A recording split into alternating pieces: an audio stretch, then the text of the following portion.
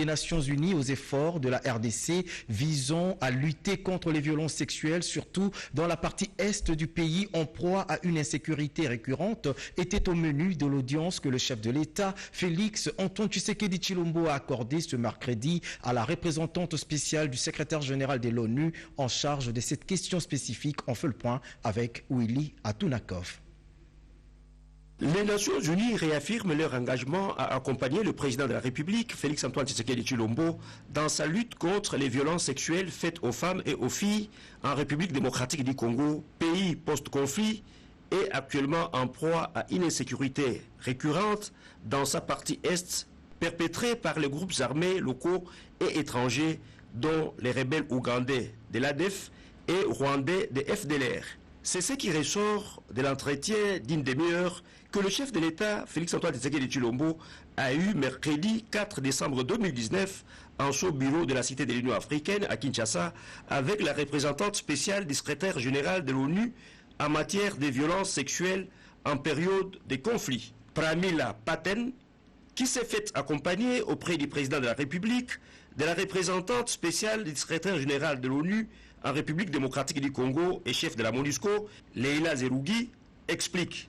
Ma visite auprès du chef de l'État s'inscrit dans le besoin de réaffirmer l'engagement des Nations Unies et de mon bureau afin de soutenir la lutte du gouvernement contre les violences sexuelles. J'ai eu un très bon entretien avec le chef de l'État qui est très encourageant, qui a réaffirmé son engagement à lutter d'une façon très effective et efficace contre ces violences sexuelles. Il veut mettre fin à ces violences sexuelles une fois pour toutes. Il est très sensible à la question. J'ai signé avec le Premier ministre hier un addendum au communiqué conjoint qui avait été signé en 2013. Et donc hier, on a signé un nouvel accord afin d'apporter une réponse beaucoup plus structurée à cette question de violence sexuelle liée au conflit. Et hier, j'ai aussi décerné un certificat à la première dame, la nommant championne globale dans la lutte contre les violences sexuelles. À noter que c'est ce même mercredi que cette diplomate onusienne a regagné New York aux États-Unis d'Amérique, siège de l'ONU, après une visite de travail de 72 heures en République démocratique du Congo. Restons toujours à la présidence pour dire que l'actualité nationale reste dominée par l'adresse du président de la République à la nation congolaise. Hier, Félix Antoine Tshisekedi, qui dans son discours a accordé une place de choix aux personnes vivant avec handicap. On l'écoute dans cet extrait. Mesdames et messieurs, chers compatriotes, le 3 décembre de chaque année, le monde entier célèbre la journée internationale de la personne vivante avec handicap. Je salue cette journée instituée par les Nations Unies depuis 1992, qui se veut une affirmation de la citoyenneté de la personne vivante avec handicap, à l'instar d'autres personnes, pour non seulement la reconnaissance et la promotion de ses droits, mais aussi pour sa pleine participation aux différents domaines de la vie. C'est ici l'occasion pour moi de réaffirmer ma détermination d'œuvrer à l'égard de ceux qui, du reste, guident ma vision de la République démocratique du Congo pour l'inclusion des personnes handicapées et autres personnes vulnérables et promouvoir ainsi l'égalité de tous les Congolais. Il va donc de soi que j'attache une attention toute particulière aux personnes vivantes avec handicap qui doivent se sentir capables d'œuvrer pour leur propre épanouissement, comme les autres citoyens, pour le développement de notre pays. C'est ce que j'appelle égalité des chances. C'est pourquoi la création au sein du gouvernement national du ministère délégué chargé des personnes vivantes avec handicap et autres personnes vulnérables est un pas vers la concrétisation de cette vision. La célébration de la journée des personnes vivant avec handicap n'est pas passée inaperçue en RDC et c'est au Musée national que les personnes vivant avec handicap ont célébré la journée leur dédiée tout en remerciant le président de la République Félix Antoine Tshisekedi qui les a valorisés en créant tout un ministère pour leur prise en charge. Reportage Angèle Mabiala Landou. La salle de spectacle du collège Boboto, choisie pour abriter les activités organisées à l'honneur de la personne vivant avec handicap. Une journée de réflexion sur la condition de la personne marginalisée. Comment promouvoir la participation des personnes handicapées? Agir pour les programmes du développement 2030. La ministre déléguée aux personnes vivant avec handicap, entourée de ses collègues vice-ministres de l'enseignement supérieur, ainsi que la ministre de l'Environnement, Irène Messambo, a fixé les cadres de cette activité qui implique plusieurs secteurs. Pour promouvoir les statuts de la personne handicapée, il y a des domaines qui sont les plus importants, notamment les domaines de l'éducation. Lorsque quelqu'un n'a pas étudié, c'est vrai qu'on peut toujours essayer d'améliorer son statut, etc. Mais ça ne serait pas la même chose lorsqu'il s'agit d'une personne qui a une certaine connaissance, qui a des capacités intellectuelles un peu développées. C'est comme ça que dans le cadre de notre travail, nous allons mettre un accent particulier sur l'éducation. Nous avons voulu aussi avoir avec nous la santé. Parce que même si on dit que la personne handicapée n'est pas un malade, mais la question du handicap est toujours en lien direct ou profond avec la santé. Dans son message à l'occasion de la célébration de la journée dédiée aux personnes vivant avec handicap, le président de la République a précisé qu'au Congo, il y a de la place pour tout le monde. Ces personnes ont le devoir de participer à l'effort national.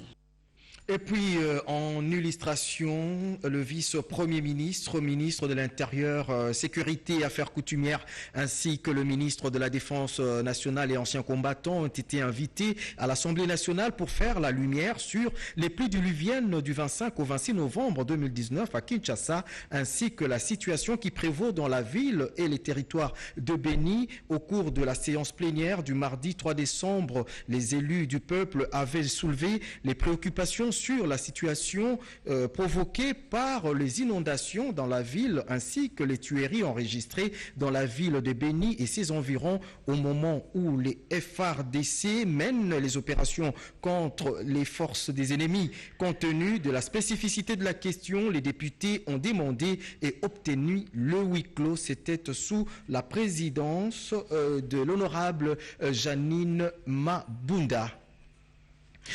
Plénière cet après-midi au Sénat, elle était consacrée à la mise en place des bureaux des commissions permanentes et du président du comité des conciliations et d'arbitrage. Le président du Sénat, l'honorable Alexis Tambwe Mwamba, a présidé la séance, nous dit Eugénie Dada Chabani dans ce reportage. Les 32 membres des bureaux de 8 commissions permanentes et le président du comité des conciliations du Sénat sont connus. C'est après élection par les groupes politiques et les groupes provinciaux à l'Assemblée plénière de ce mercredi 4 décembre 2019. Ils ont été présentés à l'Assemblée plénière par le président du Sénat, l'honorable Alexis Tambwe Mwamba. L'élection des membres des bureaux s'est déroulée sans heurts au sein de toutes les commissions permanentes. À cet effet, je présente mes félicitations à tous les sénateurs. Pour les 8 commissions, François Mwamba préside la commission politique, Lola Kisanga, la commission des relations avec les institutions provinciales, Moïse Kanga, la commission économique et financière, Francine Mouyumba, les relations extérieures, Alain Ilunga à l'environnement, Pama Baramoto à la défense nationale, Nefertiti Ngoudianza à la commission socioculturelle et genre, et Guerembo aux infrastructures. José Ndundo préside le comité de conciliation et d'arbitrage. Le Sénat aujourd'hui affiche complet parce que tous les organes sont installés. C'est en fait une lutte que nous avons menée pour que des femmes puissent présider aux destinées de grandes commissions. Et je suis heureuse quand même que ce soit la commission socio-culturelle, qui n'est pas une moindre commission. Et personnellement, je suis assez satisfaite. Je voudrais tout d'abord remercier les membres de notre commission. Grâce à eux que je suis présidente de cette commission aujourd'hui. Ça traduit également la relève que nous devons bien entendu préparer parce que c'est une commission qui a en son sein plusieurs doyens. Le bureau a fait un bon travail, les collègues aussi ont bien travaillé. On a proposé des candidats qui ont été élus. L'impression maintenant, c'est le travail est grand, il faut commencer le travail. Une minute de silence était gardée en mémoire de toutes les victimes des catastrophes naturelles et des tueries. Le président a présenté les condoléances aux familles éprouvées. Le bureau de Veritas sollicite le soutien du gouvernement central dans l'exécution des projets structurants en RDC. Veritas œuvre pour la sécurisation de recettes, a indiqué son vice-président Stéphane Godéchamp, reçu par le Premier ministre Ilunga Ilunkamba ce mercredi 4 décembre 2019. Reportage signé Pompon Oumba, Françoise Bouela-Bouaki. Le bureau Caritas travaille principalement sur 2 projets en RDC. Un fait de celui-ci mandataire de l'OCC pour notamment renforcer la vérification de la conformité des marchandises importées. Reçu par le Premier ministre Ilunga Ilunkamba ce mercredi 4 décembre, la délégation du bureau Caritas, conduite par son vice-président Stéphane Godéchamp, est venue solliciter le soutien du gouvernement central.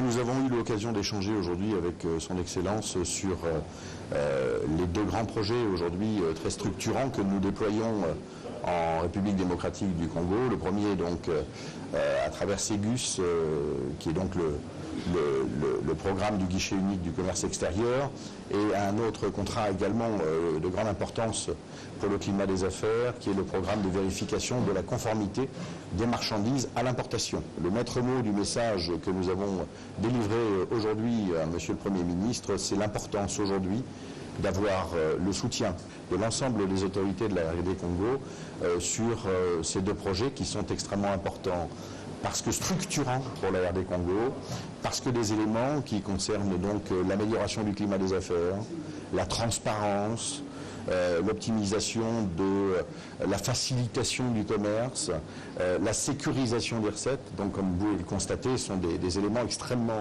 structurants aujourd'hui pour un pays comme la RD Congo. Sécurisation de recettes, un pan qui intéresse le chef du gouvernement qui a lancé la lutte contre le coulage des recettes publiques et la corruption.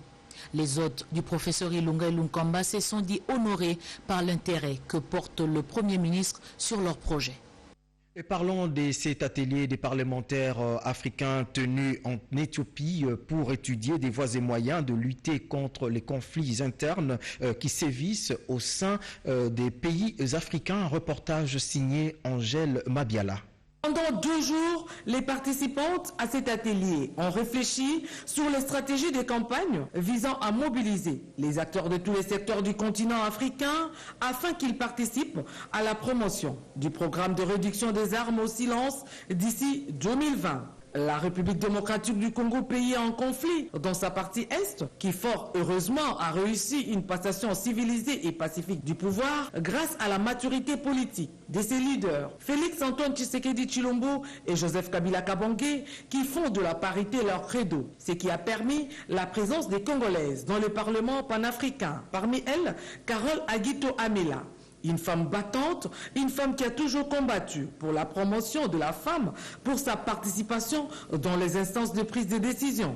Du haut de la tribune du Parlement panafricain, la représentante de la République démocratique du Congo a fait jaillir l'idée selon laquelle les parlementaires panafricains, en tant que représentants de peuples africains, ont un rôle clé à jouer dans la promotion du programme de paix. La nécessité de déployer des efforts sans précédent pour faire en sorte que toutes les occasions de mettre fin aux guerres en Afrique soient saisies, notamment par l'élaboration et la mise en œuvre d'un programme national sur le silence des armes d'ici 2020.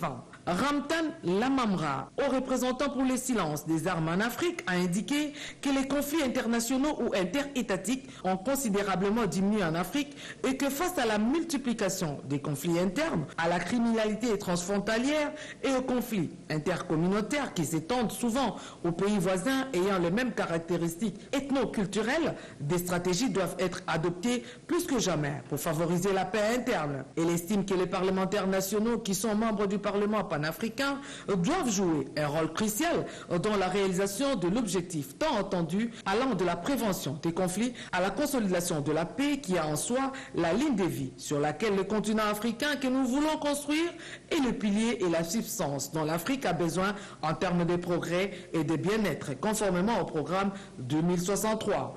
Au cours de cet atelier, les femmes du Parlement panafricain ont débattu des questions telles que la paix et le développement, les stratégies et les plans d'action pour faire taire les armes et combattre le flux financier illicite. Carole Aguito Amela a regagné Kinshasa, la capitale, avec le sentiment d'avoir fait avancer la contribution des parlementaires panafricains dans le processus de recherche de la paix en Afrique. Et sachez également que le ministre près le président de la République a représenté la RDC au forum sur la maladie à virus Ebola tenu il y a peu à Addis Abeba. Regardez. L'Union africaine, par l'initiative du président de la commission de l'Union africaine, M. Fati, ils ont organisé un forum en fait qui réunissait aussi bien des délégations donc des pays qui sont intéressés par cette lutte contre Ebola et surtout les partenaires privés pour pouvoir aider la République démocratique du Congo dans cette lutte contre la maladie à virus Ebola. Et donc il y avait une représentation de plus de 40 pays. À quel stade se situe l'évolution de cette pandémie en République démocratique du Congo et à combien se chiffre l'enveloppe des fonds récoltés? Sur place, les souscripteurs se sont annoncés pour un montant de 53 millions et demi de dollars de contribution à la lutte contre Ebola. À entendre le professeur Mouyembe, qui est le spécialiste donc de cette maladie et qui dirige le secrétariat technique, l'évolution est très favorable dans la mesure où on enregistre quasi plus de nouveaux cas, mais en tout cas la réduction est nette. On est passé d'une vingtaine de cas par jour à presque 0 à 3 cas par jour et je pense que depuis hier on n'a pas eu de nouveaux cas et ce n'est pas tout. On enregistre de plus en plus de guérisons, une réduction nette de la létalité due à cette maladie et donc les résultats globalement sont très favorables. Ceci grâce non seulement aux médicaments qui a été découvert par le professeur Mouyembe avec la collaboration d'autres scientifiques, mais aussi la vaccination. Beaucoup d'efforts ont été fournis par le gouvernement congolais afin d'éradiquer cette maladie partout au pays. S'imprégner de la situation des victimes de Kamwena Sapu et des déplacés venus d'Angola, c'est l'essentiel de la mission du ministre des Droits humains qui séjourne depuis hier à Kananga, au Kasaï central, Lucie Lavitusenda pour le commentaire. C'est sur le coup des 9 heures locales que le ministre des Droits humains, Maître André Littéa Sebea, est arrivé à Kananga, dans le Kasaï central, ce mardi 3 décembre. Ce membre du gouvernement Ilunga Ilunkamba a été dépêché sur terrain par sa hiérarchie pour s'assurer de la bonne exécution du troisième mandat de l'équipe d'enquêteurs internationaux sur les crimes de masse commis dans le cadre des tristes événements de Kamwena Nsapu. Décidément, c'est l'approche sur la protection des victimes qui constitue l'objectif du gouvernement qui est déterminé à mettre en place des mécanismes de justice transitionnels à même de garantir la non-récurrence de la belligérance grâce aux réparations allouées aux victimes et à la reconstitution du tissu social par la réconciliation. Aussitôt arrivé, le ministre André Littéa Sebea est allé présenter ses civilités au gouvernorat de la province, question d'informer les autorités provinciales sur l'objet de sa mission dans cette province. C'est le ministre provincial du plan faisant l'intérim du gouverneur en mission qu'il a reçu. Le ministre des Droits humains, André Littéa Sebea, a ensuite rencontré tour à tour les membres de l'auditorat supérieur de l'ex-Kasaï occidental basé à Kananga, les représentants locaux du Bureau conjoint des Nations Unies aux droits de l'homme ainsi que les membres du secrétariat technique et des enquêteurs internationaux. La situation des déplacés venus de l'Angola et les conditions carcérales des personnes arrêtées suite aux événements des tristes mémoires de Kamina Sampo ont été au centre de ces rencontres. André Littéa CBA a insisté sur les consignes du gouvernement qui tient à ce que ce genre de situations ne se reproduisent plus sur le sol congolais. Et puis cette mise en garde, tout agent et cadre de l'État qui s'hasardera de livrer de permis de conduire sur le sol fragile ou terrain à forte perte sera sanctionné sévèrement. Avertissement lancé par le ministre d'État en charge de l'urbanisme et habitat, Pius Mwabilou. C'était au cours d'une conférence de presse. Notre envoyé spécial, Eric Kabamba et Youssef Dala. Face aux inondations et autres catastrophes naturelles liées aux constructions anarchiques, les patrons de l'urbanisme et habitat Pius Mwabilou a pris des mesures fortes pour remettre de l'ordre dans ces secteurs. Parmi les mesures, interdiction de délivrer le permis de construire sur les sols fragiles, le secrétariat général doit au préalable transmettre au cabinet du ministre d'État la liste de toutes personnes désireuses d'obtenir n'importe quel permis de construire. Et Pius Mwabilou tape le poing sur la table et annonce que les contrôleurs seront déjà sur terrain pour vérifier tout document déjà livré. Tout agent qui